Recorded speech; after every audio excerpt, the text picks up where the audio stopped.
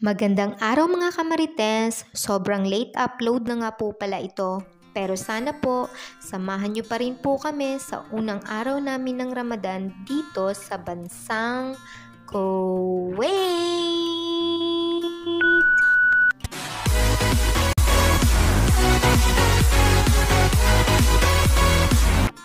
Dahil unang araw po ng Ramadan ngayon, maaga po kaming nagising. 3:30 pa lang po, gising na po kami para magpe-prepare. Kasi bababa po kami ng 4:00. Marami po kasing gawain, medyo maraming gawain pagkababa namin kasi unang araw po kasi ng Ramadan. Maraming gagawin, maraming lulutuin, etc. Kaya eto na nga, nagsusuklay na nga ako, pati si Rusing, para makapag-prepare na rin at makababa na. With pabango, naka-uniform na rin, suklay ulit, tapos baba na. Pero nagpahinga muna kami ng at least 30 minutes bago kami bumaba para ready na naman sa bakbakan. O, charis na naman yung mga bakbakan. So, nauna na nga si Rusing para bumaba at sinundan ko na rin. Pang-dosing Ramadan ko na nga pala ito. Sa dati kong amo, 5 kasi 5 years ako doon. Tapos dito, 7 years na. Sobrang tagal ko na pala talaga dito, no? Grabe. Ito lang yata yung trabahong tinagalan ko sa buong buhay ko. Ewan ko ba?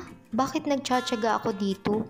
Pero wala parang hinahanap na ng katawan ko yung trabaho na to. Ngayon nga lang, sumusuko na ako kasi sumasakit na talaga yung tuhod ko. So preparing na nga pala kami, dito na kami sa kusina.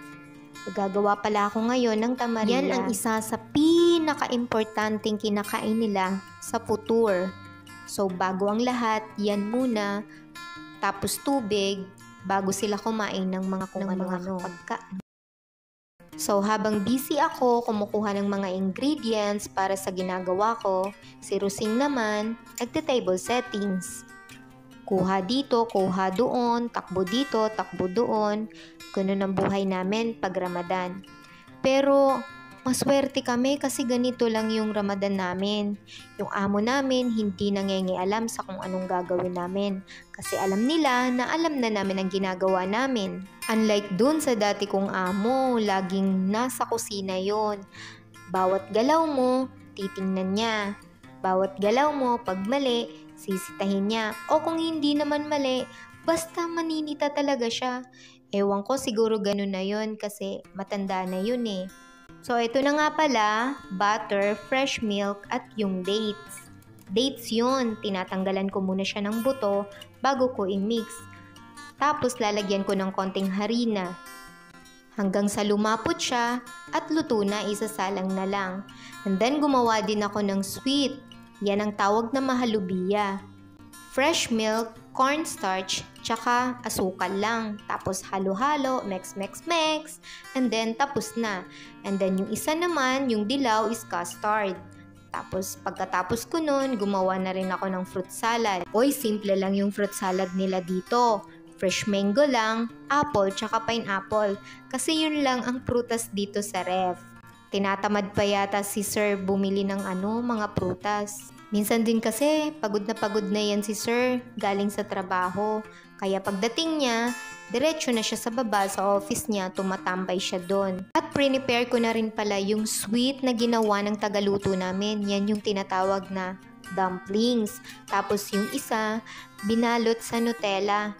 Parang empanada na sweet, ganun. So, ganun lang ang settings namin. Simple lang, 'di ba? Chinek ko rin dito si Kalbo kung anong ginagawa at busy nga siya. At yun na nga, tapos na silang kumain. Pagkatapos ng kumain, busy na kami ni Rusing para sa paghuhugas. Nagulat pa nga kami nun kasi hindi namin alam yung oras ng futur nila. Bigla na lang bumaba si Sir at yung bunso naming alaga. Tapos, papunta na sila sa kusina. So, tinanong ko nun si bunso. Sabi ko, anong oras ang kain nila? Aba, sinagot ba naman ako ng only 37 seconds left. Ayun, so takbo dito, takbo doon. Pero carry bells lang. Kasi sila, nag-aantay naman sila. Kakain muna sila ng tamarilla, tubig, and then si madam lang yung nagsusup. Tapos yun, kakain na sila.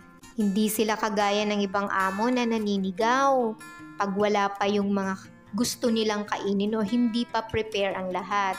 Sila, parang mga Pilipino lang din. Kaya hindi kami naiilang. Ang simple lang kasi talaga ng mga amo namin dito. Alam mo yung klaseng parang hindi mga CEO or parang hindi mga manager or parang hindi mga mayayaman. Kaya sobrang thankful kami kay Lord kasi binigay niya kami dito sa mga employer na ganito. 'Di ba? Pagkatapos nilang kumain, wala na silang pakialam. Parang sinasabi nila na, "Oh, alam niyo na." So kahit naguhugas kami ng pinggan, tamang kwentuhan, minamarites namin yung tagaluto namin. Charis lang. Wala lang, hindi namin alam kung anong pinagmamarites namin dyan. Parang naglalabasan kami ng sama ng loob ni Rosing. Pambilis naming matapos. With the hugas-hugas at with the linis-linis na kami sa lababo. Tapos si Rosing, magwawalis na yan. Siguro wala pang alas 7 ng gabi, tapos na siguro kami yan. Pero pag akyat namin, magpaplansya naman kami.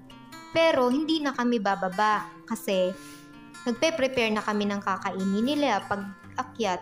Kakainin pala nila for suhoor. Yun yung kakainin nila. Alas 12, alauna, alas 2 ng madaling araw. Basta bago mag-prayer. So tamang tambay lang kami ni Rosing habang nagpapatuyo kami ng nilinis namin kanina sa kusina. Diba nagmap ako? Papatuyuin lang namin yon.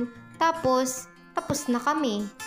Ang simple lang namin dito, 'di ba? So, relax lang, carry bells ang mga peg. Ayan, nagmamarites na naman yung dalawa, Diyos ko Lord. Problemado pa ata si Rosing kasi nakapangalumbaba. Huwag nyo nang tanungin kung anong minamarites namin ha, sa amin na lang yun. So, ilang minuto na lang tatayo na kami. Ayan, tapos na. Okay, babush guys. Sa uulitin. Bye guys, tapos na kami.